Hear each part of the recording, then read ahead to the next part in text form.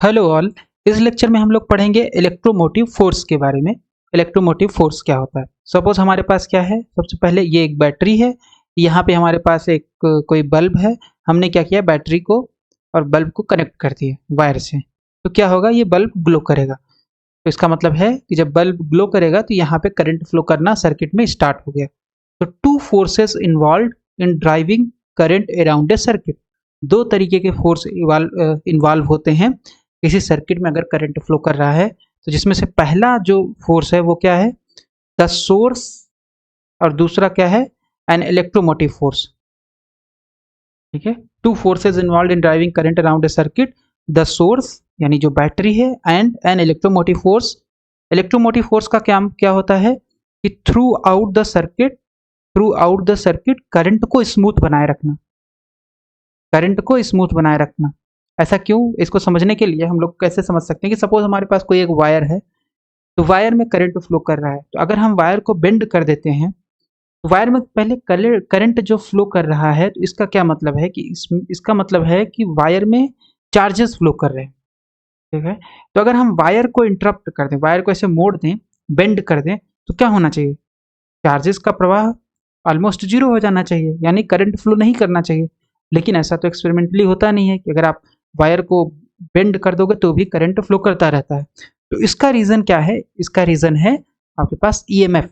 EMF क्या करता है कि जहाँ पे भी बेंड होगा, जहाँ पे वायर बेंड होगा, वहाँ पे ईएमएफ, जहाँ पे वायर बेंड हुआ है वहाँ पे चार्जेस इकट्ठा होंगे।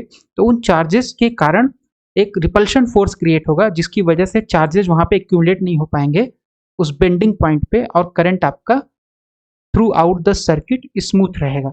तो देख लेते हैं कि सपोज हमारे पास एक ये ग्रीन कलर से वायर है और ये बेंड है इस तरीके से। ठीक है, तो जब बेंड होगा तो यहाँ से सबसे पहले करंट फ्लो कर रहा है। ओके, करंट फ्लो कर रहा है तो चार्जेस फ्लो कर रहे हैं। मान लेते हैं कि यहाँ पे चार्जेस प्लस चार्ज है। ठीक है, तो ये चार्जेस क्या होंगे, यहाँ पे आपका इकट्ठा होना स्टार्ट हो जाएंगे इस पॉइंट पे। जैसे ही ये करंट आगे जाएगा तो इसका मतलब चार्ज आगे जा रहा है। तो चार्जेस इस बेंडिंग पॉइंट पे चार्जेस इकट्ठा होना स्टार्ट हो गए, पाइल अप होने लगे चार्ज।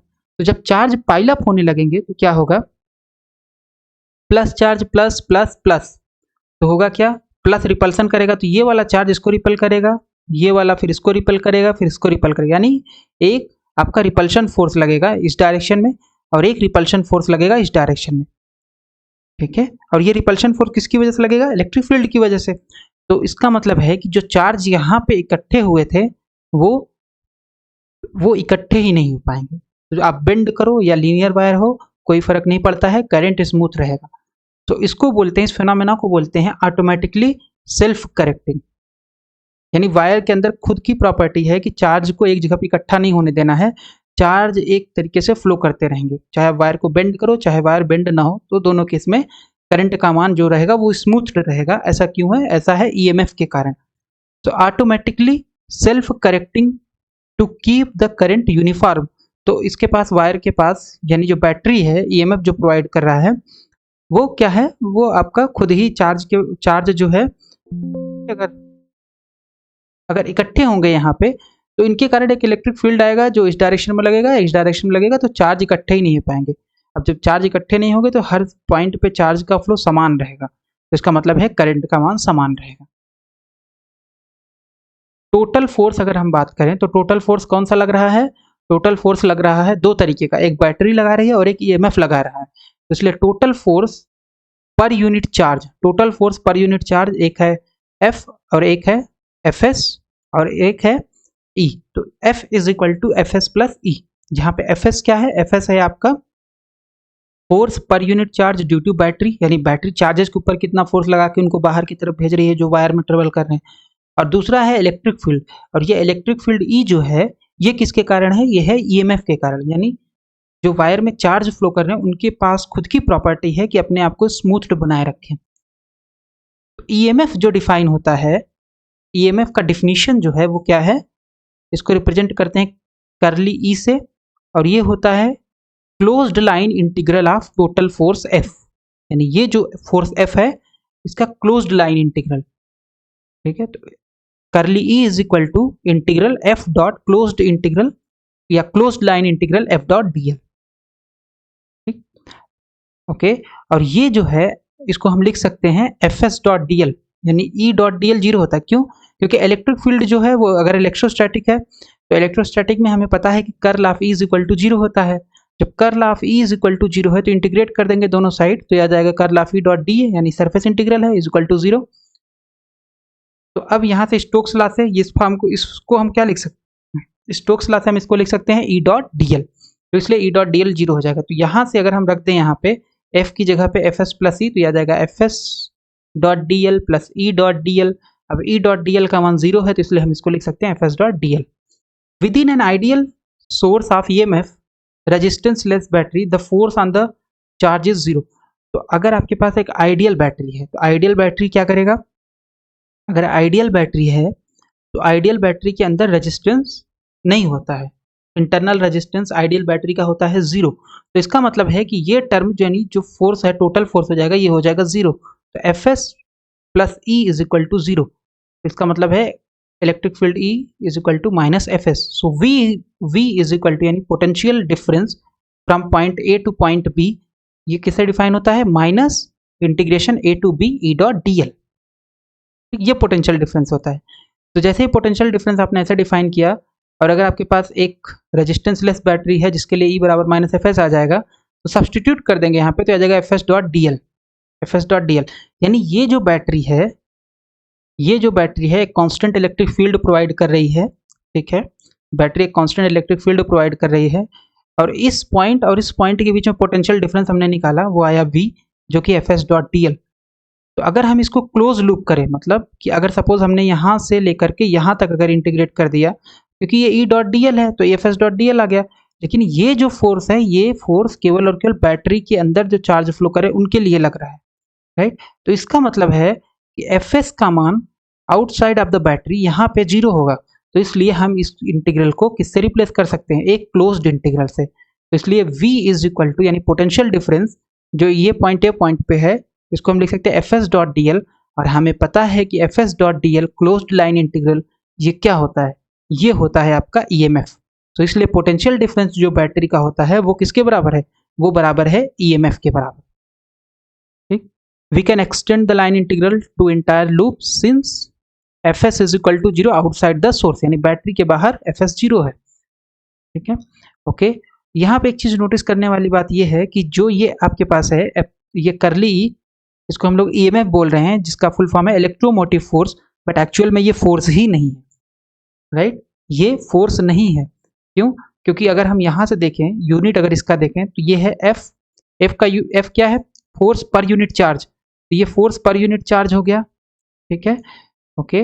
और ये डॉट डीएल आ गया, डॉट डीएल आ गया, तो इसका मतलब है ये एक तरीके से इलेक्ट्रिक फील्ड का डायमेंशन होगा, है ना, क्योंकि एफ का डायमेंशन वही होगा जो एफ एस का, जो ई का, तो ई का होता है इलेक्ट्रिक फील्ड, तो इलेक्ट्रिक फील्ड का जो डायमेंशन होगा ई डॉट डीएल अगर करेंगे तो ये किसका डायमेंशन आ जाएगा, ये आ जाएगा पोटेंशियल का डायमेंशन, और पोटेंशियल का डायमेंशन आ गया तो इसका मतलब ये हो जाएगा बेसिकली वोल्ट के बराबर। तो ईएमएफ जो है वो फोर्स नहीं होता है, राइट, इलेक्ट्रोमोटिव फोर्स इसको बोला जाता है conventionally, but it is not a force actually, ठीक है। अब हम लोग कंसिडर कर लेते हैं मोशनल ईएमएफ। मोशनल ईएमएफ क्या है कि सपोज हमारे पास मैग्नेटिक फील्ड है एक रीजन में, ये पिंक कलर से एक रीजन दिख रहा है, सबसे पहले यहाँ पे मैग्नेटिक फील्ड है अंदर की तरफ, ठीक। अब हमने क्या किया, एक वायर सेगमेंट लिया, ग्रीन कलर से ये वायर दिख रहा है, इस मैग्नेटिक फील्ड में एक बार अंदर ले जा रहे हैं, एक बार बाहर ले जा रहे हैं, मतलब मूव करा रहे हैं। तो मूव कराने से क्या होगा, मूव कराने से इसमें एक ईएमएफ जनरेट होगा इस वाले वायर में। अब वही ईएमएफ हमें कैलकुलेट करना है कि कितना होगा। सपोज एट एनी टाइम हमने क्या किया, जो ग्रीन कलर से वायर दिख रहा है इसको हम बाहर की तरफ मूव कराएं, तो जैसे ही बाहर की तरफ मूव कराएंगे तो होगा क्या, इसमें चार्जेस हैं, ये कंडक्टिंग वायर है, तो कंडक्टिंग है तो इसमें फ्री इलेक्ट्रॉन है, तो फ्री इलेक्ट्रॉन भी इस डायरेक्शन में मूव किए, ठीक है। तो जब फ्री इलेक्ट्रॉन मूव करेंगे तो इनके ऊपर, क्योंकि मैग्नेटिक फील्ड में है ये वायर, तो मैग्नेटिक फील्ड में जैसे वायर मूव किया तो वायर के अंदर इलेक्ट्रॉन मूव किया, तो इलेक्ट्रॉन जैसे ही मूव करेगा तो उसके ऊपर एक फोर्स लगेगा, और वो फोर्स किससे दिया जाता है, लॉरेंज फोर्स से, that is Q V cross B, Q V cross B. तो यहाँ पे हमारे पास फोर्स आ गया, लेकिन हमें चाहिए ईएमएफ के लिए एफ डॉट डीएल, तो एफ डॉट डीएल का मतलब है जहाँ पे एफ क्या है, फोर्स पर यूनिट चार्ज, तो हमें मिल गया क्यू वी क्रॉस बी, तो यानी हमारे पास जो एफ होगा वो हो जाएगा वी क्रॉस बी और फिर डॉट डीएल करके इंटीग्रेट करके हम लोग निकाल लेंगे ईएमएफ। तो मोशनल ईएमएफ क्या होता है? It arises when you move यानी we move a wire through a magnetic field. तो एक मैग्नेटिक फील्ड के थ्रू अगर हम वायर को मूव करेंगे तो हमारे पास एक मोशनल ईएमएफ आएगा। Segment A B experience a magnetic force whose vertical component QEB drives current around the loop in clockwise direction. तो यहाँ पे क्या है, बेसिकली कहने का मतलब ये है कि करंट का डायरेक्शन इस तरीके से, सॉरी ये इस तरीके से करंट का डायरेक्शन होगा इसमें, ठीक है। अब यहाँ पे जब हमें फोर्स पता चल गया कि फोर्स का डायरेक्शन कैसे होगा, सो अगर हम QV क्रॉस B, सपोज हम लेफ्ट हैंड रूल ले ले जहाँ पे हमारे पास जो मिडिल फिंगर है वो चार्ज का डायरेक्शन बताए यानी चार्ज की मोशन का डायरेक्शन बताए और फोर फिंगर यानी थंब के जस्ट बगल वाली फिंगर जो है वो मैग्नेटिक फील्ड का डायरेक्शन बताए, तो जो हमारे पास ये होगा थंब होगा वो हमें फोर्स का डायरेक्शन बताएगा, ठीक है। तो वहां से हम निकाल सकते हैं जो यहाँ पे ये बोल रहे हैं कि किस डायरेक्शन में होगा, क्लॉकवाइज डायरेक्शन में। तो अब हमारे पास जो ईएमएफ आ जाएगा closed line integral F magnetic dot DL. अब एफ मैग्नेटिक डॉट डीएल में अब यहाँ पे अगर हम देखें तो 3 सेगमेंट है मैग्नेटिक फील्ड के अंदर, AC AB BD, राइट। ये वायर तो नहीं है, वायर का आधा पार्ट इधर है, राइट। तो ये जस्ट ये पार्ट और ये पार्ट, ओके। तो यहाँ पे हमारे पास आ जाएगा क्लोज्ड का मतलब है कि टोटल जितना मैग्नेटिक फील्ड के अंदर वायर है तो आ जाएगा AB F magnetic dot DL। तो AB के लिए अगर AB की बात हम करें तो AB पे जो फोर्स लगेगा, चार्ज का मोशन इधर हो रहा है, तो अगर हम लेफ्ट हैंड रूल से देखेंगे तो फोर्स का डायरेक्शन इधर आएगा, यानी जो आपके पास डिस्प्लेसमेंट है DL ये आ जाएगा F magnetic dot DL cos 0, right. DL जो है सॉरी डॉट DL आपका इस डायरेक्शन में होगा, ठीक है, और फोर्स का भी डायरेक्शन इधर ही होगा, तो ये आ जाएगा इतना और ये आ जाएगा F मैग्नेटिक DL cos 0।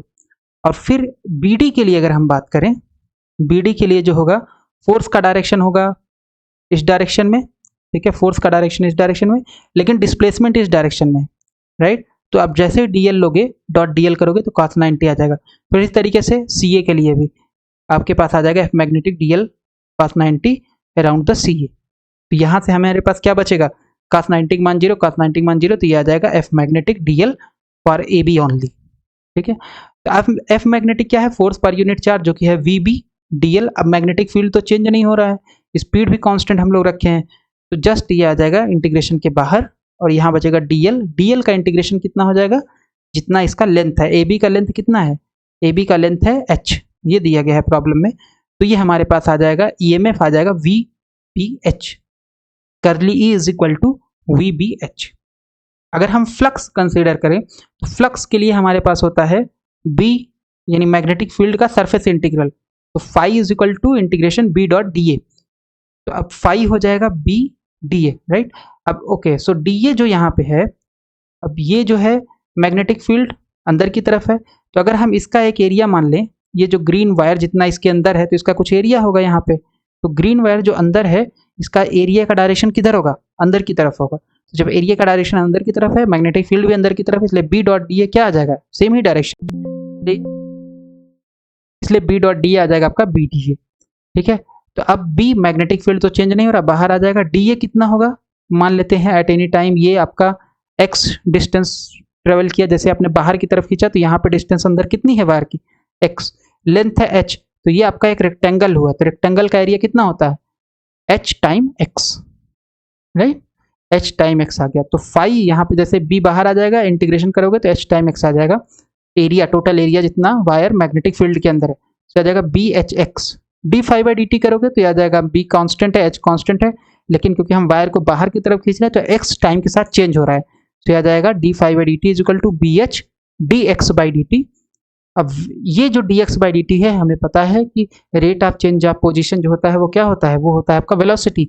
तो ये आपका बेसिकली क्या होगा, स्पीड होगा, लेकिन टाइम के साथ x का मान डिक्रीज होगा, राइट। हम लोग इस डायरेक्शन में खींच रहे हैं वायर को, अगर हम इस डायरेक्शन में इसको पुश करते तो उस डायरेक्शन में तो हमारे लिए जो स्पीड होता है वो होता है v is equal two plus D X by D T, यानी x टाइम के साथ इंक्रीज कर रहा है, लेकिन क्योंकि हम इस डायरेक्शन में इसको खींच रहे हैं तो x टाइम के साथ डिक्रीज कर रहा है, इसका मतलब हो जाएगा v is equal to minus D X by D T.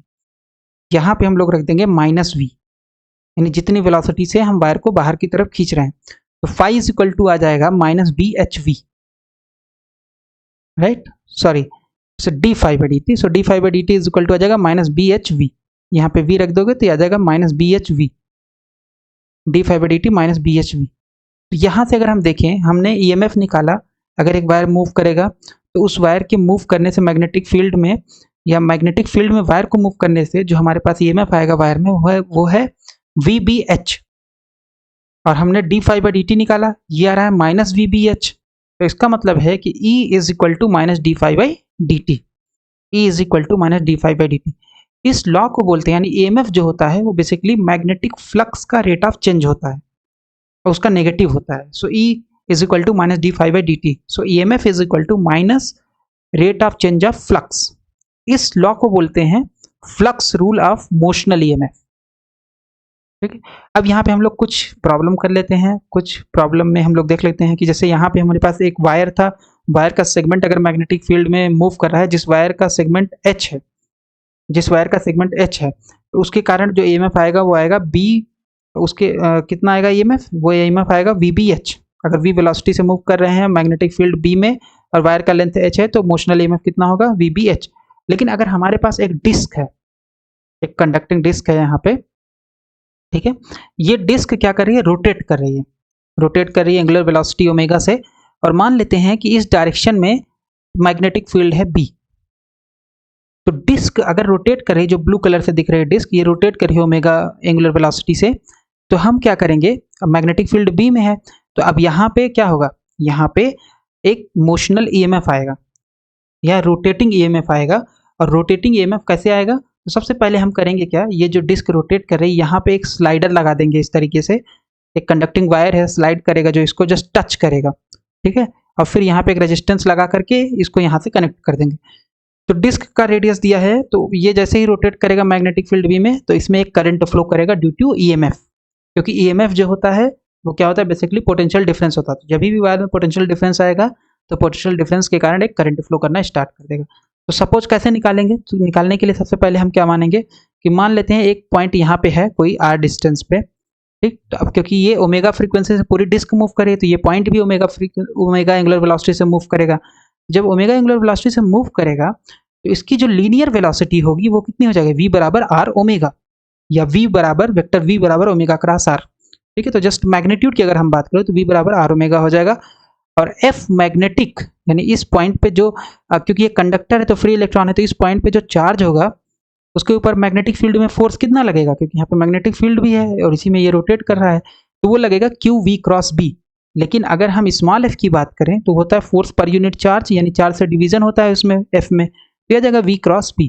So F magnetic is equal to V cross B, V का मान रख देंगे R ओमेगा और ये B। तो अगर हम निकालें क्रॉस प्रोडक्ट का डायरेक्शन जैसे निकालते हैं तो वहां से हमारे पास आ जाएगा जो V क्रॉस B आएगा, ये आ जाएगा R कैप के डायरेक्शन में। ठीक है, ये आ जाएगा किस डायरेक्शन में, R कैप के डायरेक्शन में। इसको निकाल भी सकते हैं हम लोग, तो हम वही लेफ्ट हैंड रूल से अगर निकालें हम तो V का डायरेक्शन या क्रॉस प्रोडक्ट जैसे निकालते हैं तो हम लोग करेंगे